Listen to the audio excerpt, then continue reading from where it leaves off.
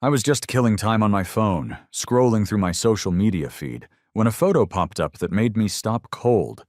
It was a picture of a guy kissing my girlfriend on the cheek. She had posted it herself. I looked at the comments. Someone had written, "Whoa, isn't your boyfriend going to be mad?" She had replied to them, saying, "It was just for a game. We were just messing around. My boyfriend will get it." I broke up with her later that day, but she just thought I was throwing a fit or having a tantrum. She didn't realize I was serious until later, when she actually saw another girl kiss me with her own eyes. All the color left her face, and I could see her mouth shaking a little bit, but she still tried to act like everything was totally normal between us. "Mark, you're just messing around with her, right? It's fine. I won't hold it against you."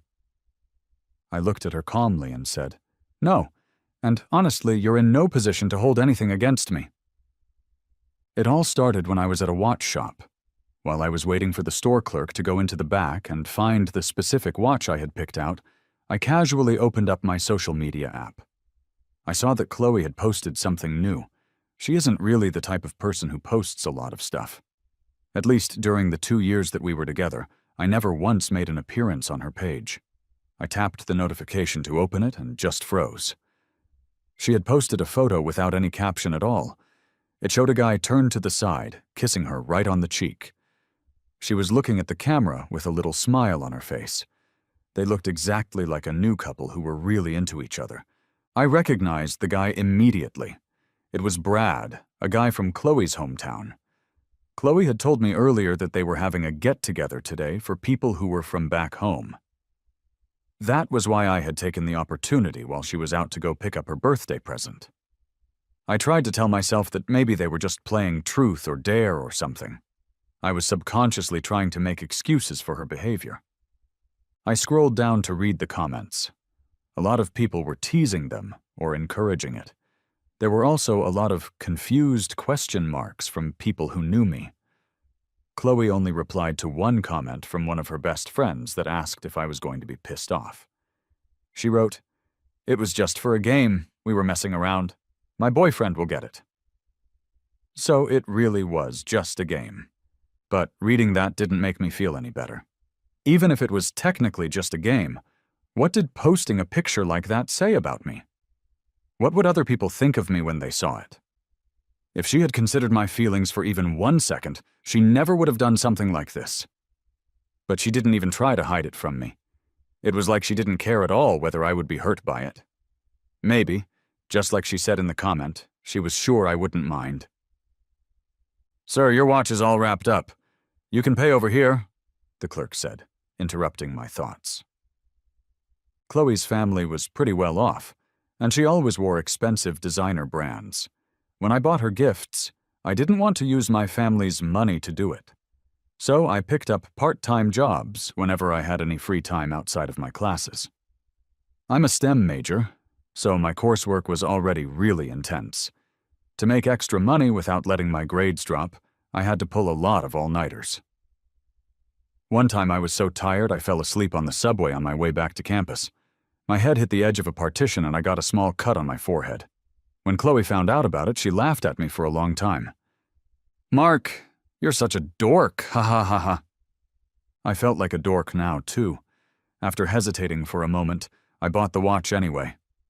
First, because I would have felt bad making the clerk unwrap something they had already packaged so nicely. And more importantly, I didn't want Chloe to think I was breaking up with her right before her birthday, just to get out of spending money on a present.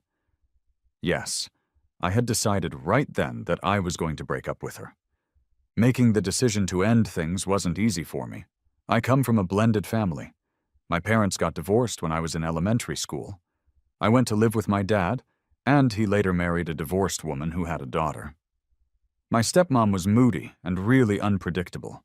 Once, just because I put too much salt in a dish I was helping her cook, she slammed her hands on the table and screamed right in my face. My stepsister was spoiled and acted like a brat. As a prank one time, she stuck her chewed-up gum in my hair. My dad, whether he did it for love or for her money, just put up with it and looked the other way. And he expected me to swallow my anger, too. Just put up with it if you can. It's better for everyone that way. So I learned how to read people and put everyone else's feelings before my own. That is probably why I was able to put up with Chloe for 2 years. Chloe was beautiful, and her family was rich. Even after we started dating, guys were constantly hitting on her. She never really set any boundaries and kept things flirty with a lot of them. She was definitely generous with me, buying me luxury goods without even blinking. But she would also give gifts of the same value to other guys just as casually. She would hear me casually mention I was craving a certain kind of pastry, and then she would pay someone to drive halfway across the city just to buy it from the best bakery. But she would also take a cab in the middle of the night to take another guy to the hospital when he was sick. At first, I would get upset and ask, "Who is your boyfriend, me or them?" She would hug and kiss me and say, "Who else could it be but you?" I just feel bad for turning them down, so I try to make it up to them. At the time, I actually believed her. Because whenever I had to turn down girls who confessed they liked me, I also felt terrible, like I owed them something. It was only for Chloe's sake that I forced myself to be harsher and say things that made them give up completely. But after I questioned her too many times, Chloe started getting impatient. "Mark, you're being so petty. Can't you have some basic trust in me? Why are you always so upset? It's exhausting." And then I would start to think it was my fault. Maybe I really wasn't being understanding enough. Maybe there really was nothing going on with those guys, and I was just overthinking the whole thing. So eventually, I stopped arguing with her about it. I didn't want to exhaust her. I didn't want her to think I didn't trust her. And I was terrified she would think I had some kind of personality flaw and leave me. I gradually became the person she wanted me to be. Understanding, gentle, and generous, never asking too many questions about her life. My perspective started to shift after she joined the hometown club and met Brad. Before that, no matter how flirty Chloe was with other people, she always put me first. That gave me the confidence to keep trying with her. But after Brad showed up, I realized I couldn't even hold on to that top spot in her heart anymore. One time I forgot my umbrella on a rainy day and asked if she could come pick me up. She said she was at the campus clinic with someone. Then, through the phone, I heard Brad groaning in pain. Later, I ended up sharing an umbrella with a girl who was heading the same way.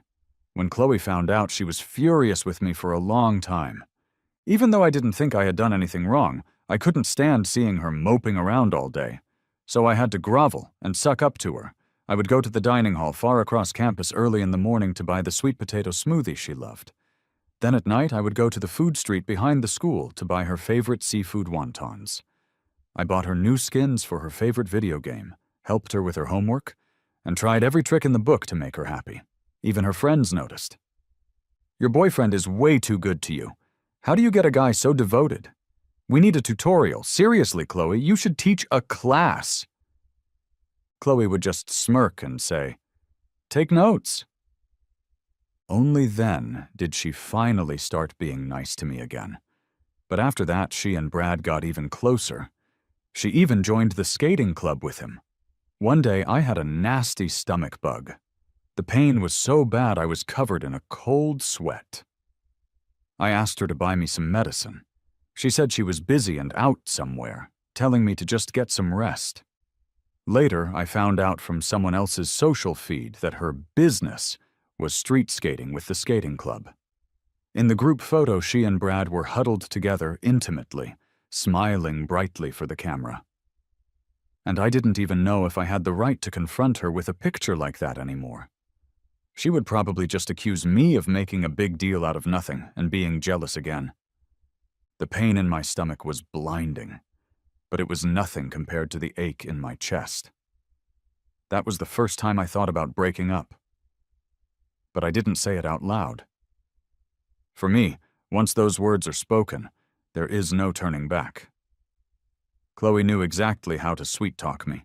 She could always make me give up with just a few words.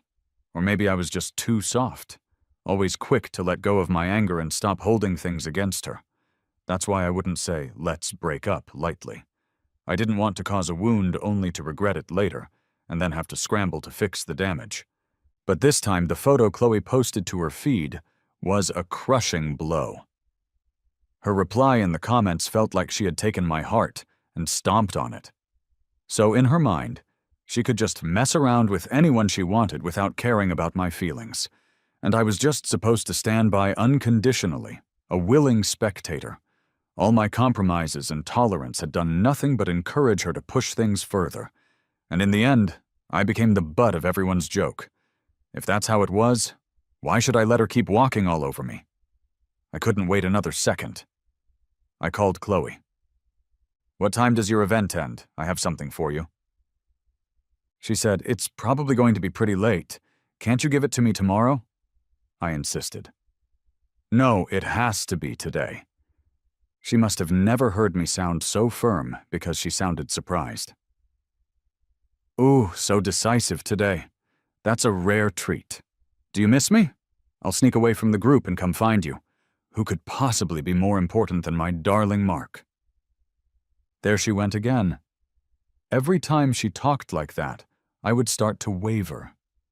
I would wonder if I was overthinking things, if I had really misunderstood her.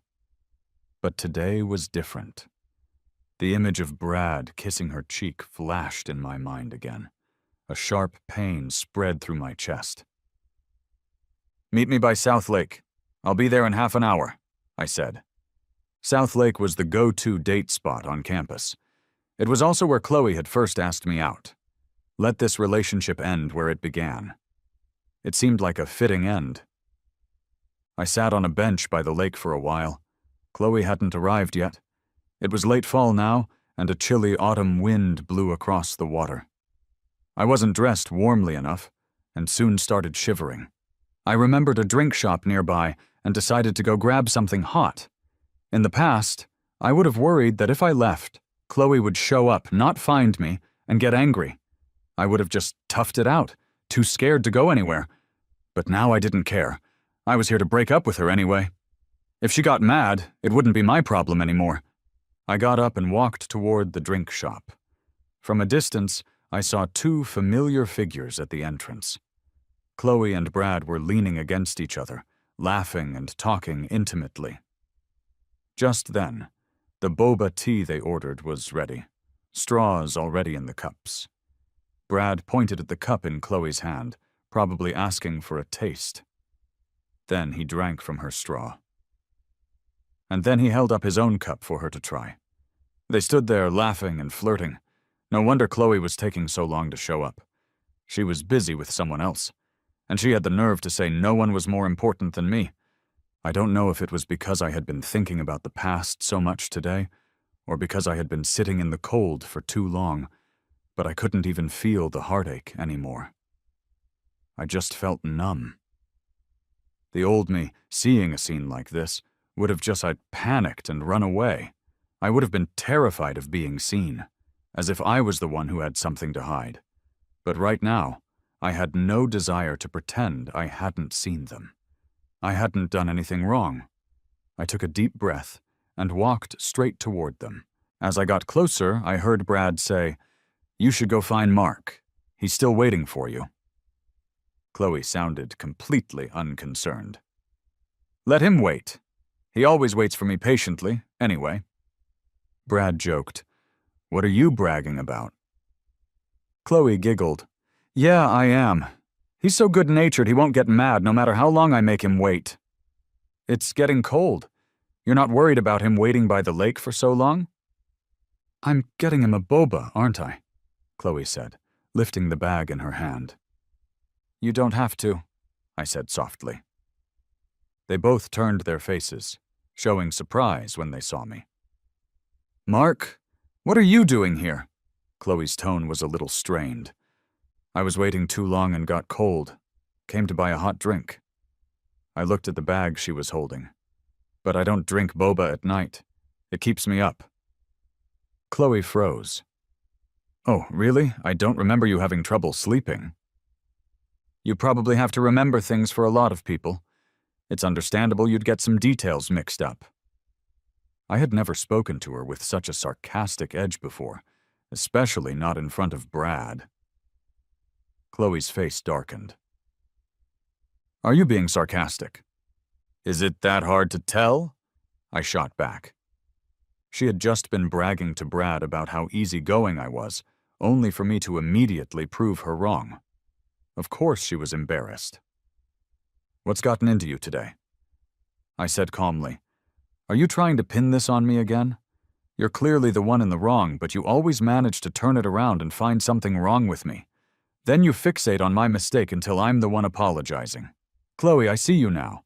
That trick doesn't work on me anymore.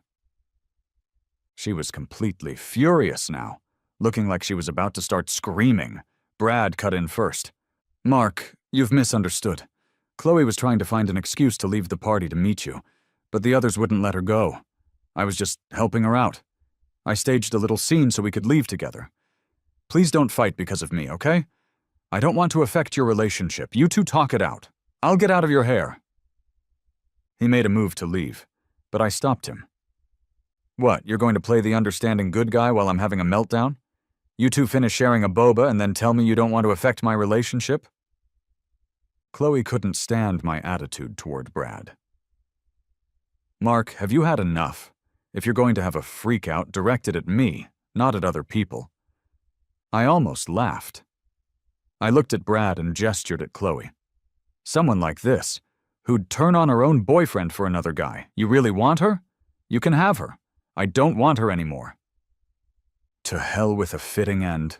To hell with being mature. I didn't care about any of it anymore. I just wanted this to be over as quickly as possible. What did you say? Chloe stared at me, her eyes burning holes into my face. I said I don't want you anymore. I repeated myself slowly, then found a clearer way to say it. Chloe, let's break up. Hearing those two words from my mouth for the first time, the color drained from Chloe's face. The great Miss Chloe, who had guys falling all over her, had probably never imagined she would be the one getting dumped. Do you have any idea what you're saying? She asked in disbelief. Because I made you wait for a little while? Or because of a couple of boba teas? I was at a loss for words. The disappointment and hurt had piled up so high I didn't even know where to begin. But Brad suddenly spoke up. The photo Chloe posted was from a game of truth or dare. She'll delete it. Don't take it seriously, man. Don't let it get to you. Chloe looked like she had found the answer, a sudden realization dawning on her face. A smirk played on her lips. Who said I was going to delete it? Might as well just make it our official relationship announcement. I think it looks pretty good. She stared at me without blinking. I said flatly, whatever you want, but you should probably delete your comment so people don't think you were just messing around for a game. Chloe looked at me with contempt and sneered.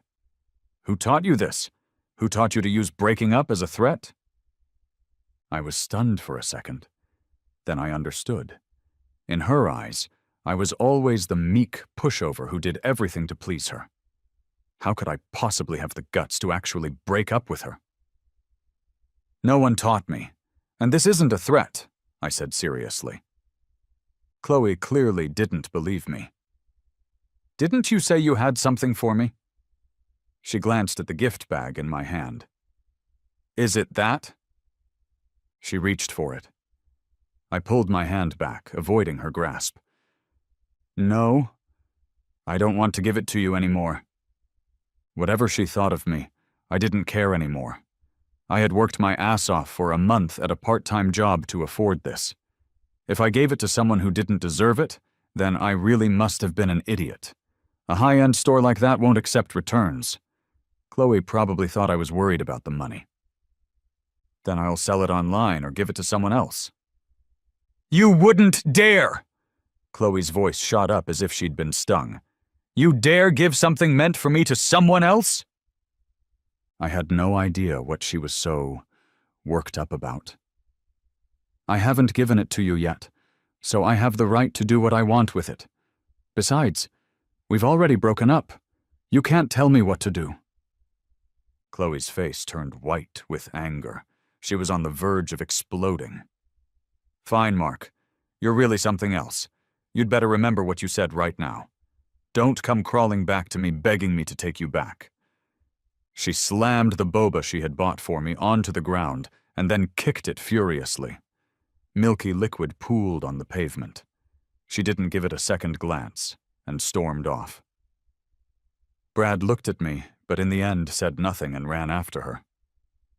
Was it over? I relaxed. Only then did I realize I had been clenching my fists so tightly that my nails were digging into my palms, stinging. But the pain brought a strange sense of relief.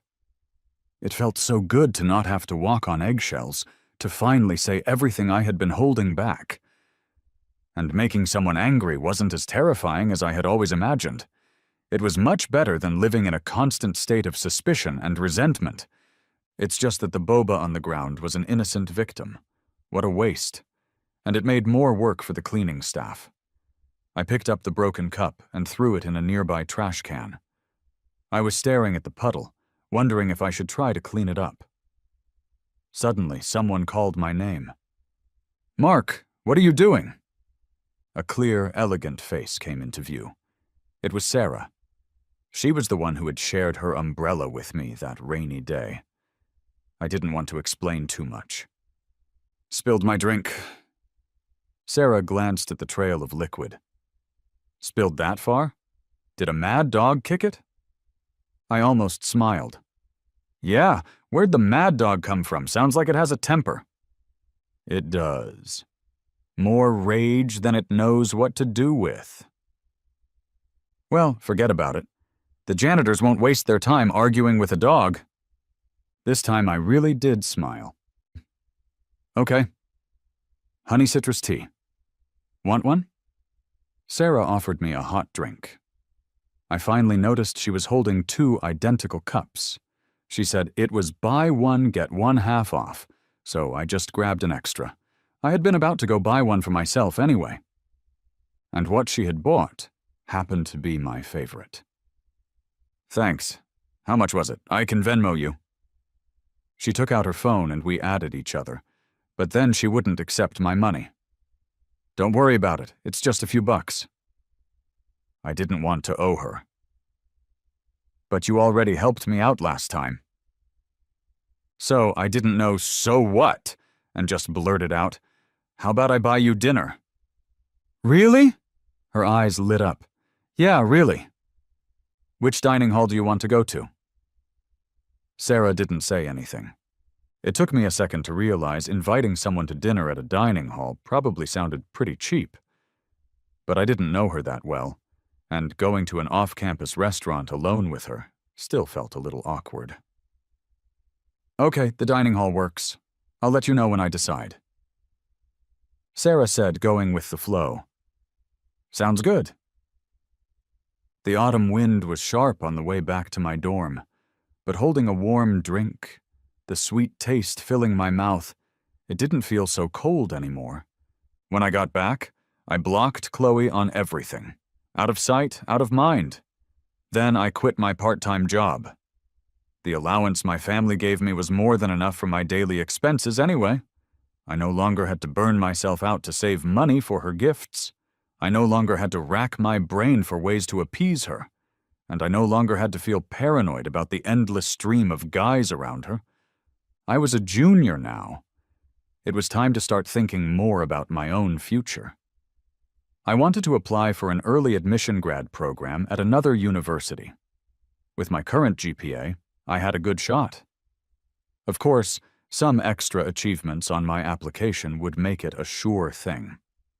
I did some research and decided that academic competitions were my best bet. There was one left this semester requiring teams of 3. I had competed once before, and my software skills were decent, so my best bet was to find a teammate who was good with hardware. My roommate and friends weren't interested. Without much hope, I posted about it on my social feed. To my surprise, Sarah reached out. "A classmate and I are planning to enter, and we're looking for someone who's good with software."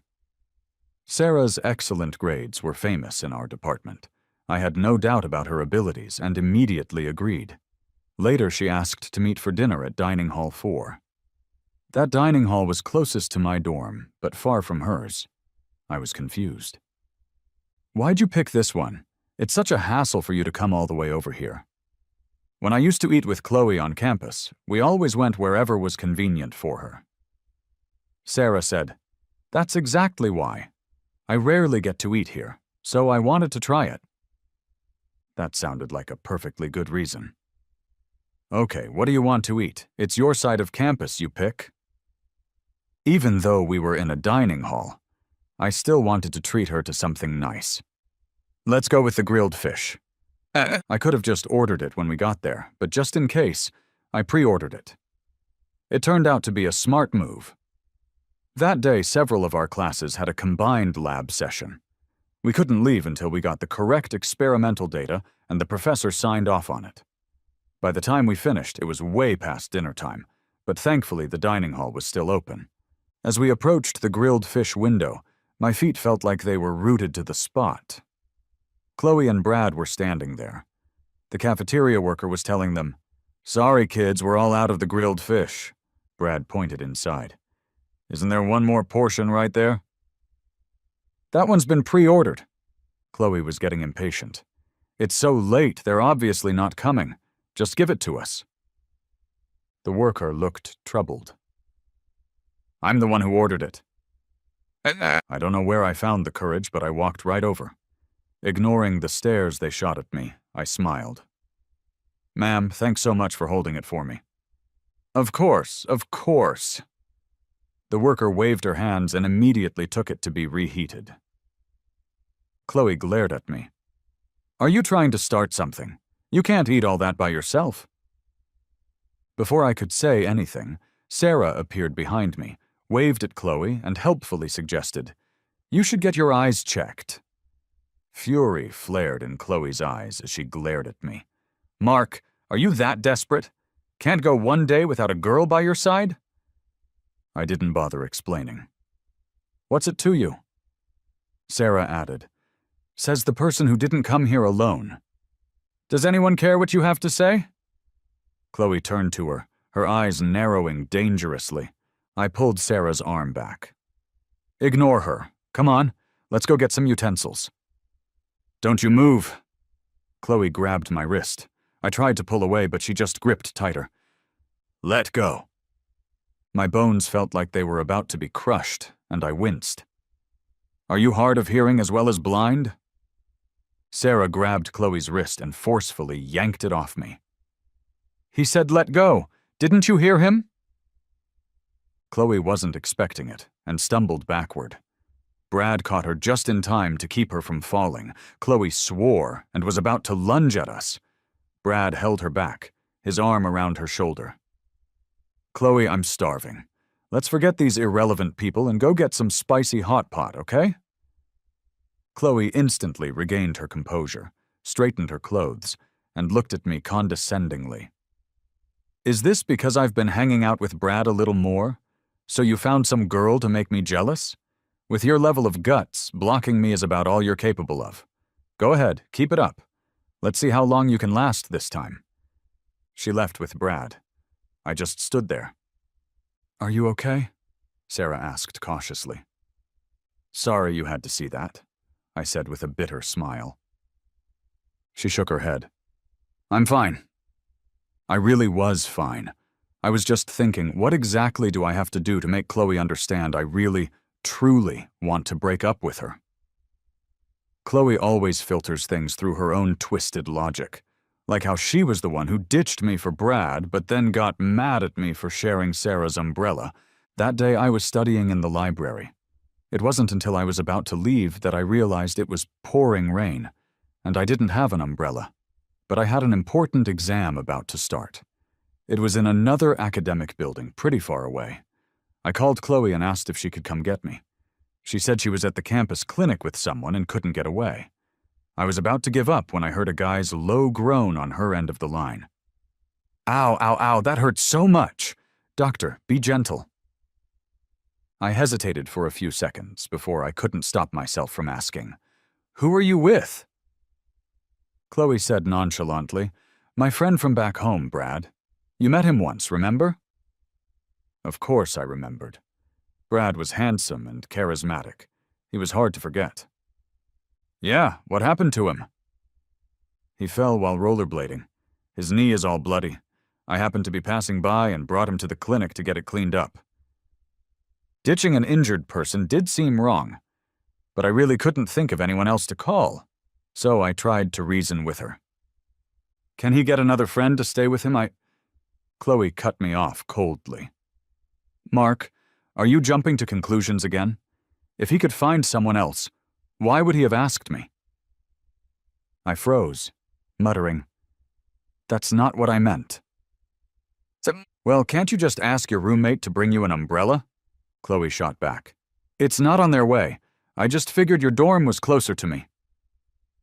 I was just being honest, but the more I explained, the more pathetic I felt. From the other end of the line, Brad's pitiful voice piped up again. Ow, it hurts so much! Chloe, can you help me up? An image of them touching flashed in my mind, and I wanted to ask, is looking after him another one of your making it up to them things? But I knew if I said that, Chloe would just accuse me of not trusting her again. I bit my lip. Never mind. I'll figure something out. After hanging up, I watched people walk out one by one under their umbrellas. I was trying to work up the courage to ask someone I knew for help. Before I could, someone asked me first. Mark, you don't have an umbrella? It was Sarah from the class next to mine. We had met through the student government, and she seemed nice. I didn't know her very well, but I was desperate. I forgot mine. Are you heading to Building 3 for the exam, too? I knew her class had the same lecture. Yeah, want to walk together? Could I? Thank you so much. I was so relieved I could have hugged her. I never thought it would be that easy to solve my problem. No problem, Sarah said with a small smile. But after just a few steps, I noticed a problem. Sarah was tilting the umbrella way too far in my direction. You should hold it over yourself more. Your left shoulder must be soaked. I leaned over to look, and sure enough, her entire left arm was dripping with rain. Well, then you could stand a little closer. Otherwise, we're both going to get wet. Sarah glanced at the huge gap I was deliberately keeping between us. You could have fit another person in there. I lowered my head and slowly shuffled toward the middle. As I got closer to her, I caught the fresh, clean scent of her shampoo. It was oddly awkward. Just then, Chloe called again. Mark, where are you? I found someone to bring you an umbrella. I quickly said, It's okay. I found a classmate who's going the same way. I don't know if she sensed my guilt, but Chloe's tone sharpened. A girl or a guy? I was too embarrassed to answer a question like that in front of Sarah. But that hesitation was all Chloe needed to figure it out. She snapped, Who told you to share an umbrella with another girl? Couldn't you just wait for me? It's not like I was going to leave you stranded. I felt a wave of shame and pressed the phone tighter to my ear, trying in vain to muffle the sound. But Sarah was so close she definitely heard it. My exam starts in 10 minutes. I really couldn't wait, I explained in a low voice. You could have asked someone near you. What was so urgent?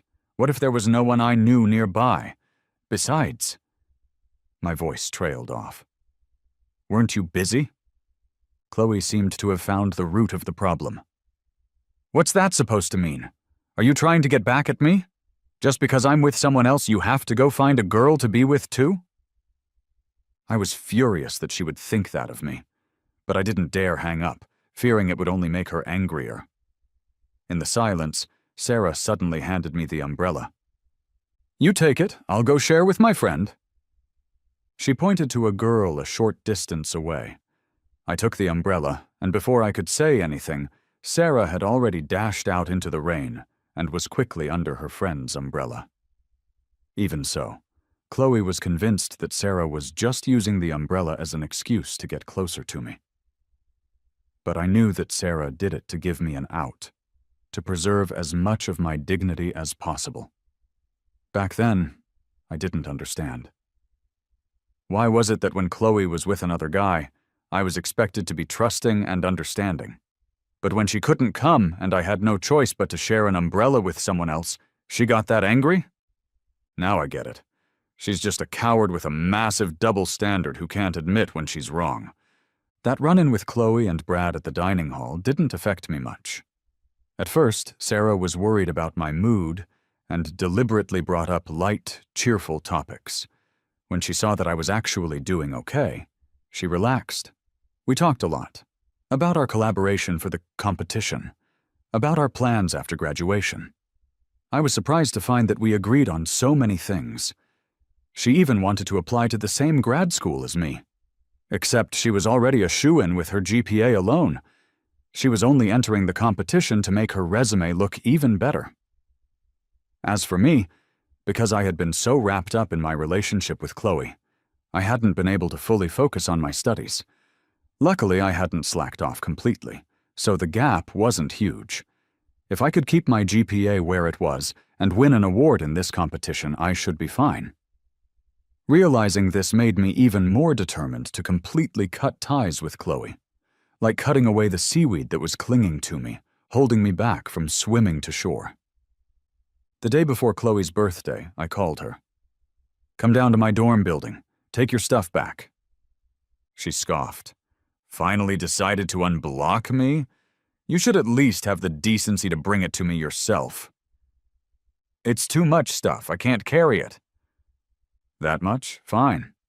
Seeing as you put so much effort into this, I'll come get it." I didn't understand what she was talking about until she appeared in front of me wearing a triumphant smile. "I knew you'd regret it. How long did it take before you cracked? Come on, let me see. How many presents did you buy me this time?" When I handed her the pile of gift bags, her smile vanished, because it was all the gifts she had given me. "What is this?"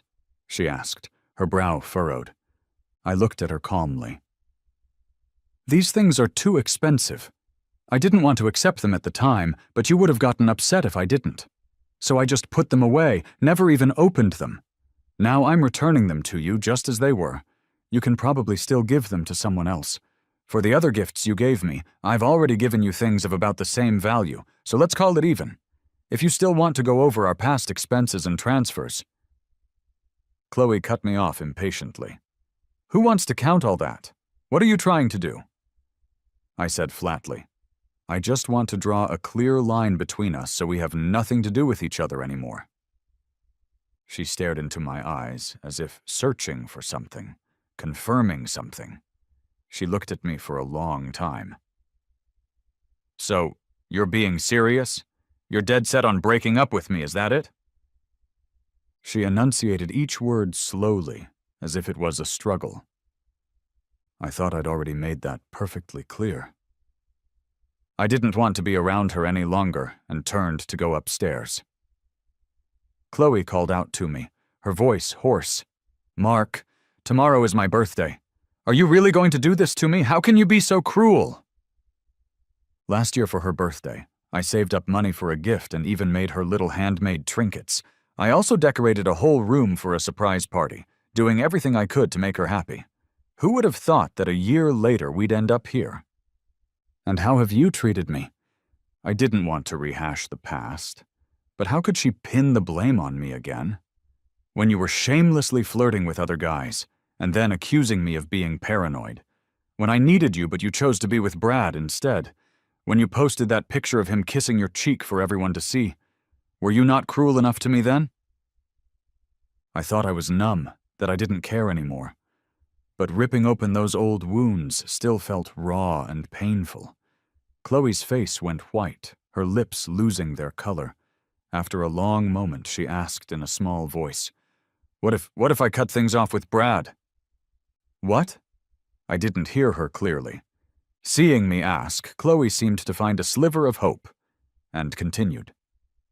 "I'll never see him again. And all those other guys, I'll stop talking to all of them. Will you come back to me then?"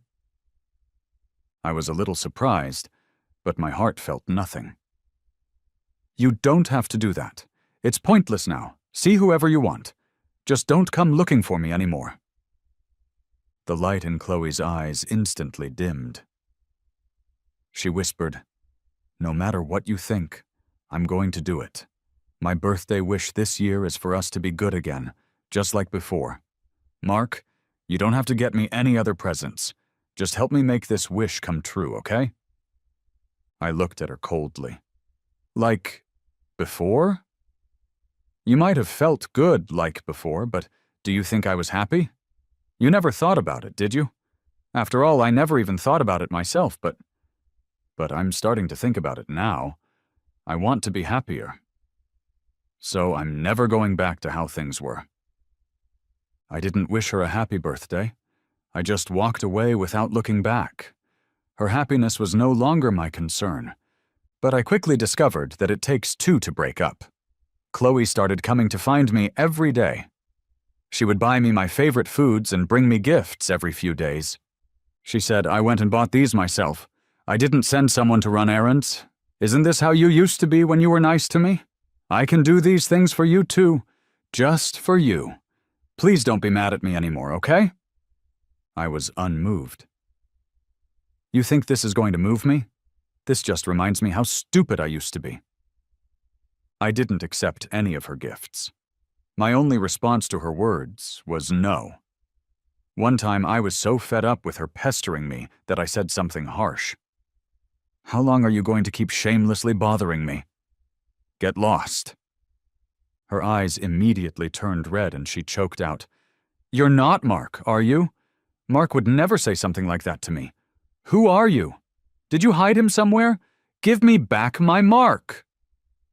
She grabbed my shoulders and started shaking me. Sarah, who had just come to find me, saw what was happening and immediately pulled her off.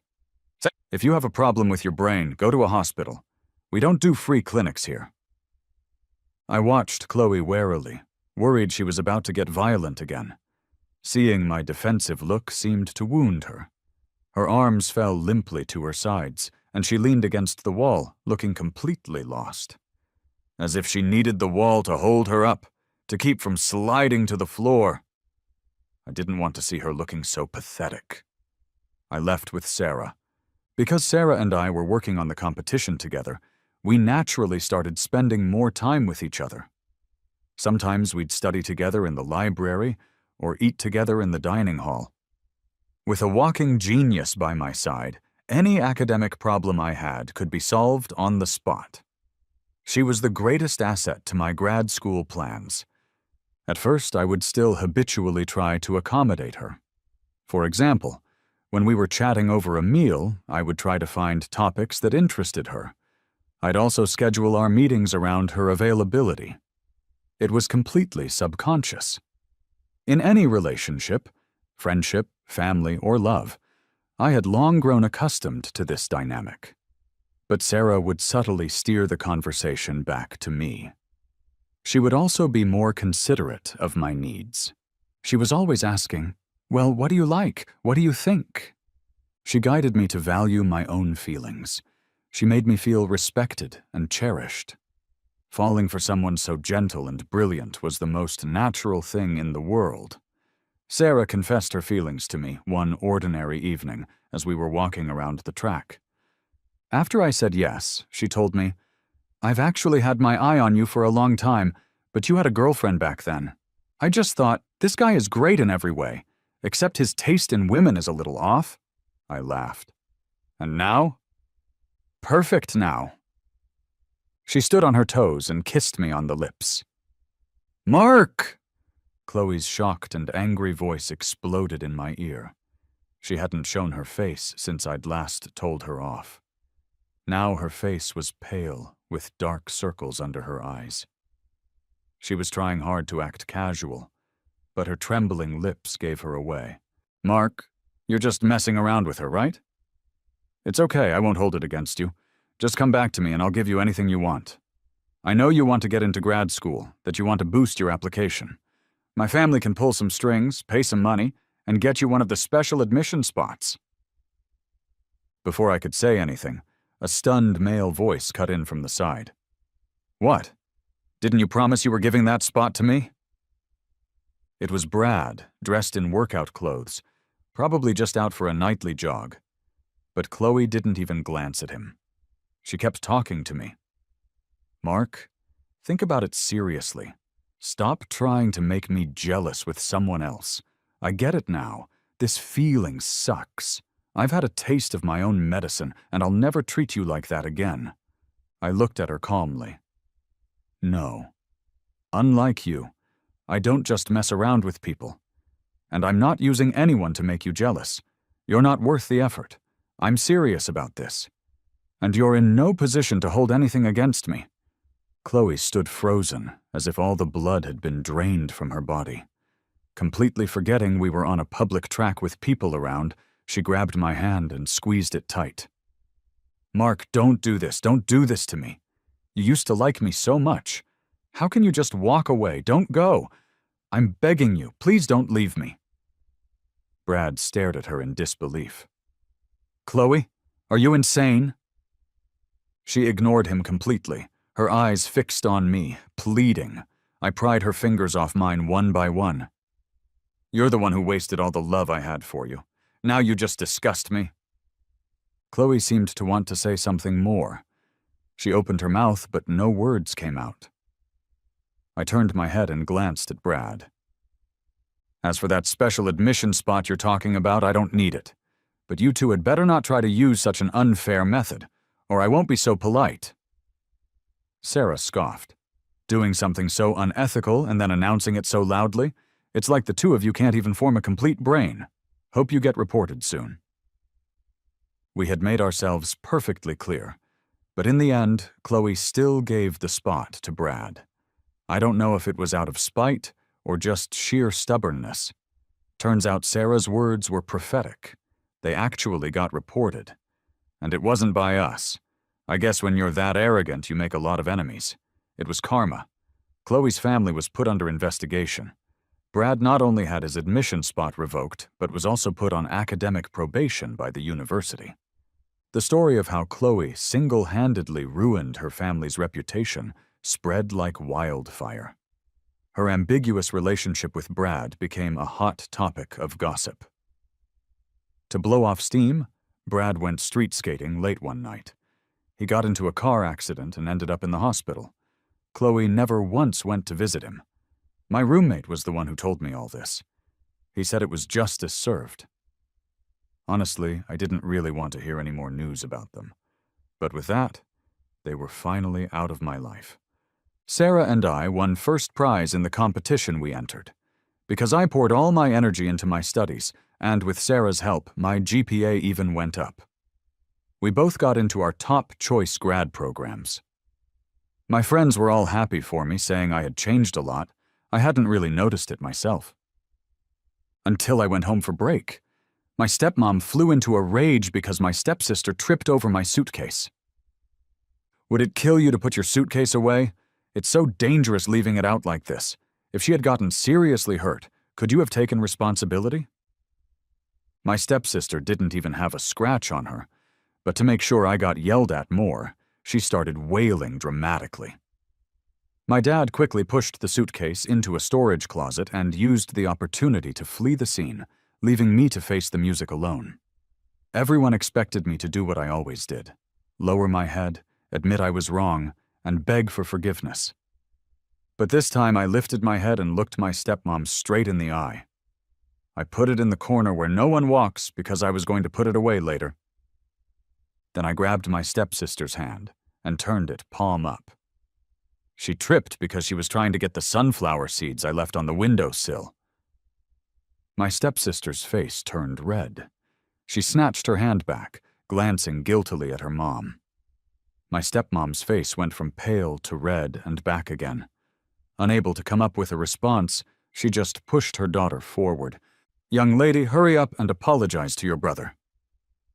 My stepsister looked defiant, but afraid of getting hit, she mumbled reluctantly, "I'm sorry." I asked, "Sorry for what?" Mother and daughter exchanged a shocked look, clearly not expecting me to push the issue. But they were the ones in the wrong. My stepmom gave my stepsister another shove. She had no choice but to continue. "I shouldn't have taken your seeds. and I shouldn't have blamed you for the suitcase." Only then did I nod and let her go. That night I was on a video call with Sarah and told her the story as a joke. She gave me a thumbs up. "Well done, I'm so proud of you." I smiled and asked, "What do you think? Not bad for one of your trainees, right?" She shook her head. "You had that strength in you all along." She was right. I finally understood. To have a full life, to be open-hearted and successful, all of it starts with learning to see and satisfy your own needs first.